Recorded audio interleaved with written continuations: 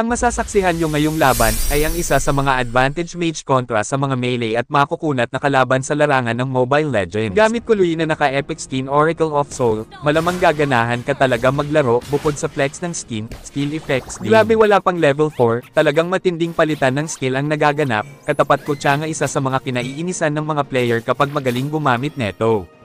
At ang core nila ay Popol and Kappa na isa rin nakakagigil kapag lumakas ito, bukod sa punat ng tropa niya masakit pa ang critical, mas stun ka pa talagang mapapamura ka na lang. Umano ka! Umutak ka! Iyo! Ayaw mo pa! Tumutang lang mo! Hayop ka! Bullshit ka! Shit! Yo! Adik! Dito nagteli ako sa XP lane para makatulong sa aking kampi, ngunit nakita ko maraming nasa bush, kaya naglakad na lang ako. At dito napatay ko ang gatot, sabog ang mukha. At umeksena pa ang Chang'e ayon nakatikim siya ng yin at yang power ni Lui, talagang sabog pati dala-dala niyang half moon. Nagteli ako sa XP lane para tulungan ang kampi ko, subalit tinakasan lang ako ng gatot. Nung nakakita siya ng kakampi nagtawag siya talagang nilusob nila ako, akala siguro nila makakaisa sila sa akin.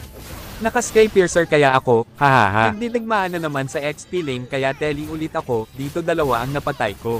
Dito nagmaasim ang popol nila, kaya naman pumalag ko siya, ayon naglaho bigla.